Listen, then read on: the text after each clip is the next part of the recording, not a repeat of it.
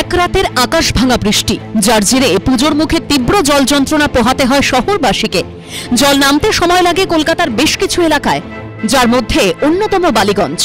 কিন্তু কেন এমন হলো খতিয়ে দেখতে বৃহস্পতিবার রাস্তায় নামলেন কলকাতা পুরসভার নিকাশি বিভাগের মেয়র পরিষদ তারক সিং, 68 নম্বর ওয়ার্ডের তৃণমূল কাউন্সিলর সুদর্শনা মুখোপাধ্যায় সহ অন্য আধিকারিকরা।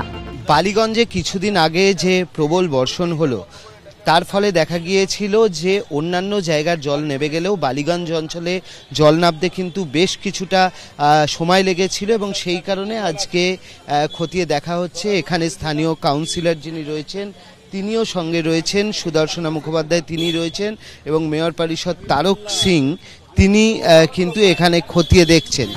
পুরসভা সূত্রে খবর, রাস্তায় থাকা যে পথ দিয়ে প্রধান নিকাশি নালায় গিয়ে জল পড়ে সেই গালিপিটগুলো বন্ধ হয়ে গিয়েছে। তার জেরেই দুর্ভোগ পোহাতে হয় বালিগঞ্জের বাসিন্দাদের। এলাকার কাউন্সিলরের অভিযোগ, ট্রাফিক পুলিশ কাজ করতে দিচ্ছে না বলেই সমস্যা বাড়ছে। মাননীয় তারক সিং উনি এসছেন, উনি দেখছেন ড্রেনেজের লোকেরা এসেছেন, এখন নাইটে হয়তো কিছু কাজ করে হয়তো এটা সলিউশনের জন্যই আমরা আজকে এখানে ঘুরছি।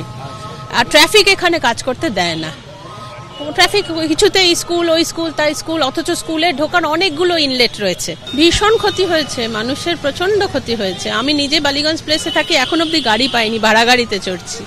যদিও তৃণমূল কাউন্সিলরের অভিযোগ স্বীকার করেননি মেয়র পরিষদ, তবে তিনি স্বীকার করে নিয়েছেন গালিপিট সংস্কারে গাফিলতি আছে পুরসভার। এখানে অনেক রকম কথা শুনছি, যে বলছে ট্রাফিক কাজ করতে দেয় না, তার ডকুমেন্ট কোনো আমার ডিপার্টমেন্টের কাছে নেই যে চিঠি দিয়েছে ট্রাফিক মানা করেছে।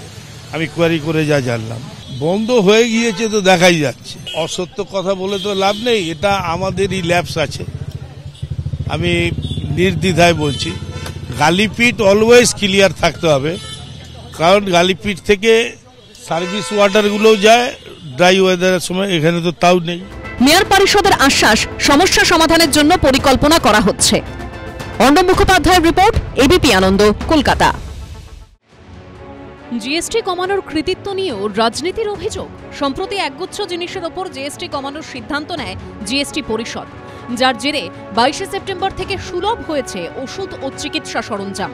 এই আবহে সব রাজ্য এবং কেন্দ্রশাসিত অঞ্চলের ড্রাগ কন্ট্রোলকে স্বাস্থ্য মন্ত্রক ও central drug standard control organisation বা সিডিএসকো নির্দেশ দিয়েছে ক্যান্সার সহ জীবনদায়ী ওষুধে জিএসটি কমার কথা উল্লেখ করে প্রধানমন্ত্রীর ছবি সহ পোস্টার ব্যানার টাঙাতে হবে। অন্তত 100 দিন এমনভাবে পোস্টার টাঙাতে হবে যাতে সবাই ভালোভাবে দেখতে পায়। নির্দেশিকার সঙ্গে প্রধানমন্ত্রীর ছবি দেওয়া 9টি পোস্টারের নমুনাও প্রকাশ করেছে স্বাস্থ্য মন্ত্রক ও কেন্দ্রীয় ড্রাগ কন্ট্রোল বিভাগ। নির্দেশে আরও বলা হয়েছে, পোস্টার ব্যানার ডিসপ্লে করতে উৎসাহিত করতে হবে ওষুধ প্রস্তুতকারী সংস্থা, ওষুধের খুচরো এবং পাইকারি বিক্রেতাদেরও। পোস্টার ব্যানার যে সর্বসম্মুখে টাঙানো হয়েছে তার ছবি তুলে কেন্দ্রীয় ড্রাগ কন্ট্রোল বিভাগের হেডকোয়ার্টারে পাঠাতেও বলা হয়েছে কেন্দ্রের নির্দেশিকায়। এই সমালোচনায় সরব হয়েছে রাজ্য মেডিকেল কাউন্সিল।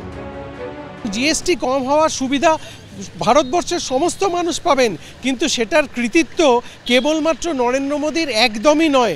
নরেন্দ্র মোদী বিহারের নির্বাচন এবং আগামী দিনের পশ্চিমবঙ্গের নির্বাচনের ডাহা হারবেন জেনে, আর ওনাদের বলার কিছুই নেই জেনে এই জিএসটি কমানোটাকে নিয়ে একটা হাস্যকর প্রচার করছেন। আমরা জিএসটি কমিয়েছি এবং তার ফলে সাধারণ মানুষের উপকার হয়েছে।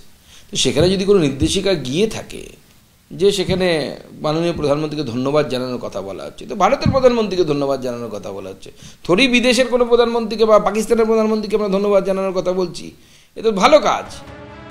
জিএসটি সংস্কারের ফলে 5 থেকে 12% করের আওতায় থাকা ক্যান্সারের ওষুধ ও কিছু বিরল রোগের ওষুধে এখন থেকে আর কোনো জিএসটি লাগছে না। 12 থেকে 18% স্ল্যাবে থাকা ওষুধ ও চিকিৎসা সরঞ্জামে জিএসটি লাগছে 5%।